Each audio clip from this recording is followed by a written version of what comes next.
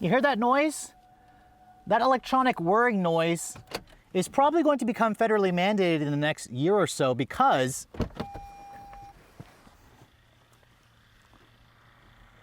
there are so many electrified plug-in hybrid and full electric vehicles coming to America in the next couple of years. I should know this is actually my personal vehicle that I bought right after Thanksgiving last year in November 2020. This is a 2021 Toyota RAV4 Prime. As you guys know, I owned a Tesla before this, and for my next long-term vehicle, I decided I wanted something a little bit more conventional looking. So after nearly 5 months of ownership and roughly around 1,600 miles, I thought I wanted to do a quick follow-up video to talk about what the ownership experience has been like, if the Toyota RAV4 Prime is truly worth all the hype, and where Toyota is going to go in the future, as well as myself. So stay tuned for all that.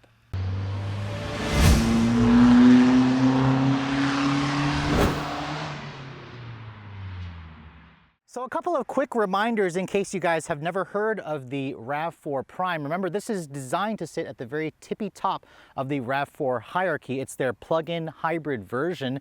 Essentially, it takes the regular RAV4 hybrid, it gives us an even stronger electric motor. It comes standard with all-wheel drive. It has a total of 3 electric motors and, of course, a 2.5-liter gas engine for a total combined output of 302 horsepower. This is technically the quickest accelerating Toyota vehicle that the company actually makes. Sure, you could also say the Supra is faster, but let's be honest here, the Toyota Supra is built by BMW in Austria. It's not technically a Toyota by its drivetrain, while this is. Now, I took delivery of this car, like I said, back in November, and I have to say, it's been a car that a lot of people have been really surprised to hear me actually say that I purchased, because it probably is completely different versus any other vehicle that I bought. I came from a Tesla Model 3 Performance and a Porsche Cayman GTS. Those were my 2 other vehicles before I sold both and decided to get this. But I have to admit, the RAV4 is certainly an enticing vehicle, and as I continue to get older, I can see exactly why so many people are just scrambling to get one of these, and Toyota is having a tough time with keeping up with demand. Now, that strong demand is exactly the reason why Toyota dealers are having trouble keeping these in stock. In fact, Toyota said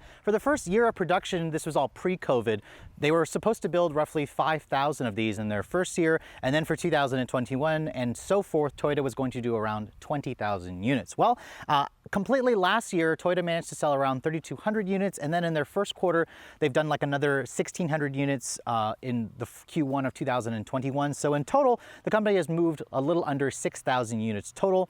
They say that production of these are continuing to be ramped up. However, there's been like a chip shortage. So especially those of you who want this particular model here, which is the XSE version with the premium package, this has all the bells and whistles. I've been seeing a lot of consumers report that dealers are charging anywhere between a couple thousand over MSRP to as much as $10,000 over MSRP. So this is still a very hot vehicle, and it's pretty easy to see why. With 302 horsepower, 0 to 60 in 5.7 seconds, and an EPA estimated 42 miles of range, electric only range, this is probably the perfect middle ground for somebody who has been used to a gas vehicle but wants to transition over to an electrified vehicle, but doesn't necessarily want to make the full switch to where you at least have a gas engine to come in to back you up, because this car, when it has a full tank and a full charge, will go a maximum of 550 miles, and there's no full electric car that can do that kind of range just yet. Now, the beauty about the RAV4 Prime is nobody really knows that you're driving a special version of the RAV4 by looking at it on the outside. I mean, yes, we have special wheels, a special front and rear bumper, there's a plug-in hybrid badge on the back and a Prime badge on the back. But really, I'm coming over to the passenger side here because this is really where you're going to have your first clue if you guys aren't looking for the badges. On the driver's side, you have, of course, a fuel tank, where you have your nozzle to fill up the gas. On the passenger side, there's an identical looking door, which, to be honest, I wish Toyota had made this door a little bit more high-tech looking. I don't like how it's basically a manual door. It looks like a fuel gauge, but this is where you'll find the J1772 plug to charge this vehicle. And remember, the Primes do not have a DC fast charging port. You don't really need it because the battery size is only 18.1 kilowatt hours. Toyota says basically on a level 1 charger, which is the standard charger that the car comes with, you're going to spend roughly 12 hours to fully charge this vehicle from empty to full. Now, at my home, I actually upgraded to a ChargePoint level 2 charger, and I had a NEMA 1450 plug installed at my house, which did significantly increase the charge times which reduces it from 12 hours to 4.5 hours if you guys have just a regular RAV4 Prime. If you guys go for this model here with the premium package, Toyota says that'll cut that down to around 2.5 hours because I have the faster 6.6 kilowatt hour onboard charger, which again makes this a lot easier to fully charge overnight or just in a couple hours as opposed to having to spend 12 hours on a plug. Now I do want to mention that even though the EPA rates this thing at 42 miles, I drove this car for most of the time when it was cold because I took delivery of it right before winter time. And in that time, it was getting roughly around 39 miles on a full charge in freezing cold temperatures. We had a pretty cold winter here in Pennsylvania where we had a foot of snow almost every month during the winter months. Now that we are finally in the warmer months, so I'm welcoming spring, the most that I've seen right now is around 48 miles on a full charge. I've seen some owners go up to around 60 miles, as much as 60 miles on a full charge. So Toyota is obviously conservative with the range of this vehicle, and they're also limiting the actual full battery capacity usage. It's rated at 18.1 kilowatt hours, but really you can only fully charge this vehicle to around 15 kilowatt hours because they're trying to preserve the battery life.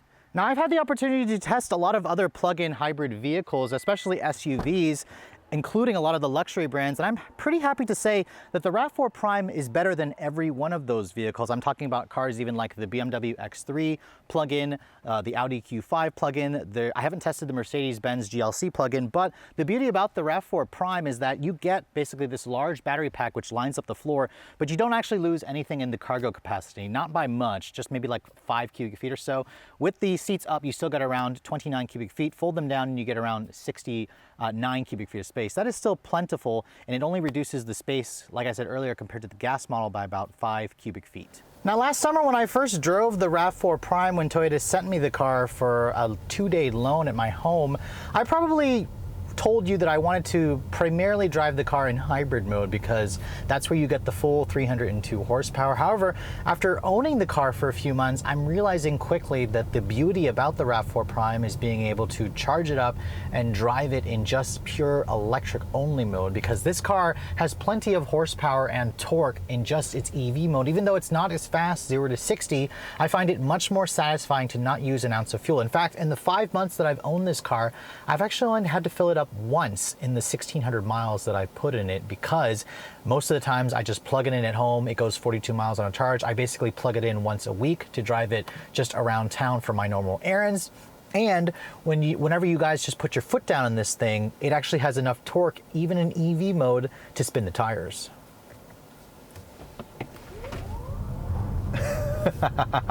That is with just a pure electric only mode. I have it in sport right now. You can feel it still has enough power to push me back into the seat. The torque is instantaneous. Even though the 0 to 60 times are around the 9-second range with the electric only powertrain, it really shows you that Toyota, when they put their mind to it, can deliver a pure battery electric vehicle. And really, it starts to make me wonder, the gas engine in this car seems like it's a waste. I feel like I'm just lugging around this gas engine if I primarily just drive this in electric only mode. I'll only really use the gas engine when I take it on a longer trip that's longer than 30 miles, which how often do you actually do that anyways? I mean, longer than 40 miles. This car offers plenty of real world range and it's pure electric mode. And don't forget about the associated maintenance that you get with a gas engine. So that's kind of the reason why I'm deciding that I want to get rid of this and go to a full battery electric vehicle. I'll reveal that at the end of the video. But I mean, this car, for those of you who have never had a full EV, it is the perfect stepping stone. And remember, it's got an electric rear motor to give you the all-wheel drive, so there's no actual physical connection, so it technically has a motor, 2 motors in the front, 1 in the rear. Spinning the tires in pure stealth in all-electric mode in the RAV4 Prime. That's what makes this car so satisfying, is the fact that there's no noise, because let's be honest here, when the engine is on, it is a buzzy, unrefined, noisy experience. Yes, the car feels noticeably faster, but the sound is just unpleasant. It makes the car feel cheaper. It makes it feel like a noisy economy car. And really, luxury cars have always been about smoothness and quietness, and now that full electric cars are here and coming, they're kind of making you question, what's the purpose of buying an expensive gas car like a Mercedes, like a BMW, when you can get this luxury smoothness and quietness in a mainstream car? And that's kind of what makes the RAV4 Prime so enticing for a lot of buyers who've never experienced a luxury brand or, a full EV brand. all day long. All day long. The gas engine has not come on. I'm still spinning the tires. I'll feel the front spin first, and then the rear will spin because there's more horsepower at the front electric motor versus the rear. It only offers like 53 horsepower at the rear. But I'm genuinely impressed with the Prime. Those heavy battery packs also in the floor make this the best handling RAV4 to date. Yes, it feels a little bit heavy, but it doesn't feel necessarily top heavy like some of the other competitors in the segment. The steering doesn't really offer much in terms of feedback, and the suspension is soft, but the car feels very stable. It feels very compliant. It feels very engaging for a RAV4 at least. The one thing I did notice about the Prime, if you guys are considering the accessory roof rack, make sure you don't mind the wind noise because they are a little bit noisy with them on. And if I open the sunroof, it's even noisier. The wind buffeting is deafening. So my recommendation, take those off if you're going to be constantly driving this on the highway and you don't necessarily need the roof racks. They are noisy. They're adding drag. They're probably lowering the fuel economy and the range. And I'm also noticing at higher speeds, above 80 miles an hour, the Prime definitely doesn't handle those high speeds as well. I'm noticing the hood flutters a little bit at those speeds. Now, there are only a few places in the country where you can actually go 80 plus miles an hour legally, but just know that if you do, the Prime doesn't really like those higher speeds, although it will get up to those higher speeds quite easily and quite quickly. So that's something to keep in mind. It makes this car, again, super fun to drive. The other thing I'm also really appreciating in terms of tech is this electronic digital rear view mirror. If you don't like it, you can again flip it on and off. You can also adjust the angle, the brightness, the clarity of it. I think this is a wonderful addition. Unfortunately, it only comes for those of you who pony up the extra money for the premium package like mine has. I also really like the JBL sound system in this car. It is definitely a worthy upcharge over the horrible 6-speaker unit that you find in the base models, and you need to be sure to get the upgraded packages to get that premium sound system.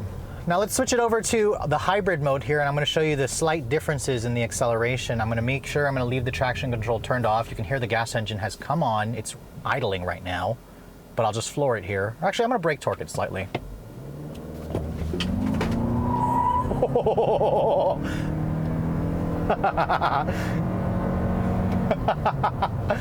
Burn out the front tires. That is the coolest thing about the RAV4 Prime, is the fact that you can do that, and you can do it in electric mode, you can do it in gas mode. And this is where the CVT starts working as well, because the transmission acts like a direct drive unit when it's electric only mode, but when it's in hybrid mode, you feel that it mimics a CVT. There are paddle shifters here to come and mimic the gear changes, although I mostly only used it to do some engine braking, which is another thing I want to talk about. The engine braking in this car is definitely weak. I would much prefer that Toyota offer me a stronger one-pedal drive feature.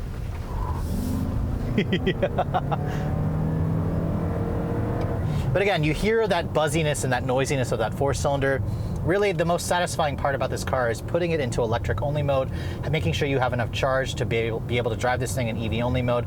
I did find that when I have it in sport mode here, the regen braking is noticeably stronger versus in normal or in eco mode. So I found myself driving the car mostly in sport mode because I did want to take advantage of that regen braking. It can actually add a mile or two of range if you guys are, coming down a hill and you're letting the regen braking do its job with putting the energy back into the battery pack.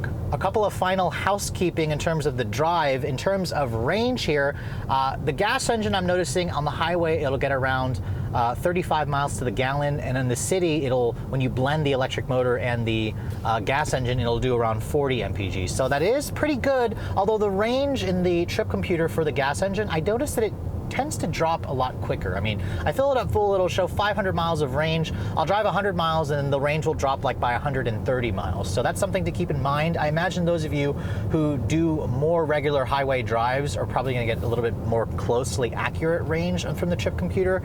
I found that this car, when you're on the highway, it's best to drive it in hybrid mode, and then when you're in the city, put it into the electric only mode and take advantage of that, because the electric motor really isn't quite as efficient out on the highway, and I noticed that it only allows for speeds up to 85 miles an hour before switching on the gas engine. So after 5 months of ownership, I have no doubts that I believe that the RAV4 Prime is currently the best available plug-in hybrid mainstream compact SUV that money can buy. There are simply no competitors, even in the luxury space, that match the level of technology, refinement, range, acceleration, and just honestly build quality that you get with the RAV4 Prime. So it's no surprise to me that this continues to be a very sought after model, especially in the marketplace. Dealers just can't keep up with demand, which is why so many people are ending up paying sticker or more for this vehicle. Now that being said, I do have a couple of gripes that I mentioned earlier. The infotainment system in the RAV4 Prime still shows that Toyota likes to be behind the curve there. It's got really crummy graphics. The bird's eye view 360 camera is nice, but the graphics are, again, look like they're about 5 years old. The app, the phone app that Toyota offers for this car is just terrible. Most of the times it didn't work very well. I can't lock and unlock the car from my actual app, and most of the times as well I had to re-log in and refresh it. It's just really slow, so Toyota really needs to work on the app for this car, because phone app integration is really a huge part of modern car ownership, and I think that's where Toyota continues to drop the ball. And as you can see, here's my biggest problem with the Toyota app. It is insanely slow, especially when you're trying to refresh things. As you can see, there's a vehicle status part that I tried refreshing, and it's still trying to refresh it after like literally 2 minutes almost of it showing that little thinking screen. It won't actually let me exit out of it. The only way I can think of is maybe just throwing the app away and trying to pull it up again, which occasionally it does that. It's very slow and laggy. It doesn't give me the ability to lock and unlock the car. I mean, as you can see, I can start the vehicle here and turn the air conditioning and the defrost on, but I can't actually lock and unlock the car. If I go here to view status, now it finally updated and it's telling me that the doors are unlocked. It's telling me that a few windows are down, but it doesn't give me the option to actually put the windows up or actually lock the doors from the app. It shows all these different, alerts there showing that there's 12 different issues that it's seeing. It does show your range and your trip computer information or your odometer information, although right now the distance to empty isn't actually showing for the gas engine. But clearly Toyota has some work to do with the app. They really just need to look at what Tesla is doing, because for me, that's still the best in the industry in terms of phone to car app integration. Sure, the interior is not the most luxurious, but I love the Softex leather seats. I hope Toyota offers a different color combination as opposed to this black with the red interior. The Prime version with the premium package does include most of the stuff that you want, but trying to find them or find this model is a little bit of a challenge. And if you do find it, you're gonna be paying a pretty penny for it, because it's like an extra $6,000. And at an as tested price, I bought mine for a little over $50,000 with most of the accessories on it. It does make this car considerably more expensive than its closest rival, which is the Ford Escape plug-in, which I haven't driven yet, although it should be noted that the Ford has significantly less range and it isn't available with all-wheel drive. There's also a new Mitsubishi Outlander plug-in hybrid that should also be considered a competitor, although I haven't had a chance to drive that yet. By the numbers, its range and acceleration is not as good still as the RAV4 Prime. Now, a lot of you are probably wondering, what's next for me? You know, I always tend to replace my cars constantly. I mean, I had the Miata for 3 years, I had the Porsche and the Tesla for 2 years, and I'm pretty sad to say that I'm actually gonna be getting rid of this car a lot sooner than those other vehicles. Not because I don't like it, I actually really like this car a lot. It just doesn't suit me for what I'm looking for, because I don't think Toyota has pushed the envelope enough to make this car truly feel like a special electric car. It feels like a special RAV4, but there's so many RAV4s out there, and pretty soon there are gonna probably be a lot of these out there. As an enthusiast, I want something that stands out a little bit more. So as of last month, I actually put a deposit down for a 2021 Mach-E GT painted in Grabber Blue. I'm still kind of trying to decide between Grabber Blue and Cyber Orange. Leave a comment below and let me know what color you think I should get. But Ford says that that vehicle should start production or deliveries by late this summer. So whenever my Mach-E GT actually arrives, that's when I'll actually be putting this car up for sale. And if you're interested in buying this car, leave me a comment below or just send me a direct message. And I'm gonna actually compile a list of people, because I do have several individuals, family members of course are gonna come first, who are interested in buying this vehicle later this summer. And of course, I'm not gonna tell you what I'm gonna be selling it for later. That's gonna be decided at that time, whatever these things are done, are selling for on the marketplace. But I just want to reiterate that the RAV4 Prime is one seriously interesting plug-in hybrid electric SUV, and it kind of shows you that Toyota, when they put their mind to it, can deliver a RAV4 that is truly very competitive, in fact, at the top of most of the segment. And really, it gets me wondering, what's next for Toyota? Because the company has been teasing, telling us that there are 3 new electrified cars coming out for 2022 or in the next couple of years. I have no doubt that they're probably going to put the Prime powertrain in something like a Venza or a Sienna or a Highlander. I'm expecting them to basically start putting the Prime powertrain in everything because it's a great powertrain. They're also saying that a full battery electric SUV is coming that's going to be roughly the same size as the RAV4, but I've been hearing rumors that the range isn't quite as good as the 250 benchmark that Volkswagen and Ford and Tesla, of course, has been setting with their electric vehicles, but we should be seeing something from Toyota and Lexus by the end of the year. I'm just hoping that Toyota continues to push the envelope because it and Honda have honestly been kind of more or less resting on their laurels. They're very behind in the electric car space, and while the RAV4 Prime is an excellent stepping stone, it's a great alternative for somebody who isn't quite ready for a full EV. As an enthusiast, as an electric car, early electric car adopter, it gets me super disappointed that Toyota isn't kind of at the forefront here, but it also gets me excited that the company realizes that and they're looking to make some changes. But with all that said, I hope you guys have enjoyed my update video on my personal 2021 Toyota RAV4 Prime. If you're also looking to see the latest cars I'm testing, be sure to follow me on Instagram at Redline_reviews, like us on Facebook, and as always, guys, please keep subscribing to the Redline Reviews YouTube channel for all the latest reviews. Thank you so much for watching. I'll catch you all in the next video.